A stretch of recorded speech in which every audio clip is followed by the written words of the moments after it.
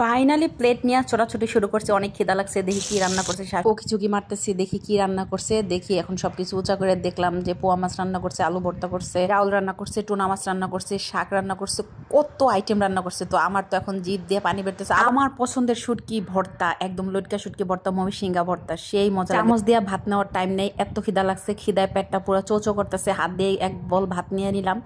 কিসের চামচ? চামচ বলের ভিতরে হুদায় রাখছে। আমি জীবনে চামচ দেওয়া ভাত লই না, আমার হাত দেওয়া ভাত লইতে সেই ভালো লাগে। আমার শাশুড়ি দেখলে ঝাড়ু দিয়া দুইটা বাড়ি দেয়। উনি না থাকলে আমি হাত দিয়ে নিই, উনি থাকলে আমি চামচ দিয়ে নিই। তো এখন সময় হয়ে গেছে প্লেট সাজানোর। সবকিছু দিয়ে প্লেট সাজাবো। আগে একটু শাক নিয়ে কিছু পরে দেখবো, আগে একটু চাইখানি শাকটা কেমন হয়েছে। ও অসাধারণ, কুচি কুচি করে কলমি শাক ভাজি, সেই মজা। এখন একটু আলু ভর্তা নিয়ে নিলাম। পোয়া মাছ ভাজাগুলো নিয়ে দিব। আমার পোয়া মাছ ভাজা অনেক ভালো লাগে, রান্না করলে কাটা কাটা লাগে, কিন্তু যদি ভাজি আমার কাছে সেই ভালো লাগে। একদম মাংসের মতো কোয়া কোয়া খুইলা নেয়, একটু বেশি করেই নেই। পরে কে কী খাইব দেহ মনে, আগে নিজের প্লেট সাজিয়ে নেই। তারপরে হচ্ছে ফাইনালি এখন আমি চলে যাব একটু কচু শাক নিতে।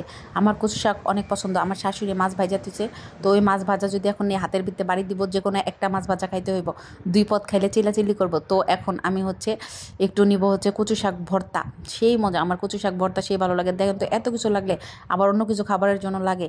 চুলায় ডাউল আছে, ডাউল আমি নেব না। ডাউল আমার খাইতে ইচ্ছা করে না, ডাউল খাইলে আমার বমি আসে। ডাউল আমার বিরক্তকর খাবার। তো ফাইনালি বসে গেলাম খেতে। এখন খাবো আর শাশুড়ি নামে বদনাম করবো। গাইস, আমার হাজবেন্ড চলে গেছে, আমি একা একা খাচ্ছি। একা একা খাওয়ার কারণ হচ্ছে আমার হাজবেন্ড শুধু শুধু রাগ করে। সে এই মাছ ভাজা দিয়ে খাবে না, শাক দিয়ে খাবে না। তার জন্য প্রতিদিন গরুর মাংস, মুরগির মাংস রান্না করতে হবে, না হলে ঘরে ঝগড়া। তো আমার শাশুড়ি হচ্ছে আমাকে বকাবকি করতেছে, আমার ছেলে না খায় গেল কেন? আচ্ছা, আপনার ছেলে যে মাংস খায় না, প্রতিদিন মাংস কোথায় পাবো, কোথা থেকে রান্না করবো?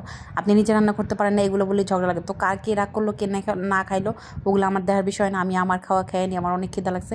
তো আমার শাশুড়ির কথা হচ্ছে, তুমি ঘরে খাচ্ছ, আমার ছেলে না খেয়ে গেল, তো আপনার ছেলে মাংস আমি কোথা থেকে দেবো? আপনার ছেলে মাংস আনুক, আমি রান্না করে দিব। তো এরকম প্রতিদিন ঝগড়া হতেই থাকে। সো আমি এগুলো কিছু মনে করি না। আগে না খেয়ে থাকতাম, এখন না খেয়ে থাকি না।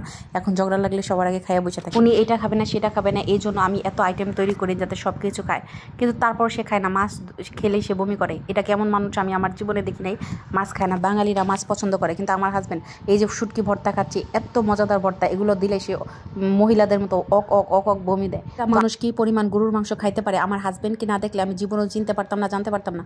ভাই, একটা মানুষ যদি সংসারের ভিতরে বেছে বেছে খায়, তার মতো অশান্তি আর কিছু হয় না। রান্না থেকে শুরু করে, খাওয়ানো থেকে শুরু করে প্রতিদিন অশান্তি। একদিন দুই দিন মাংস রান্না করবো, তার মুখে হাসি।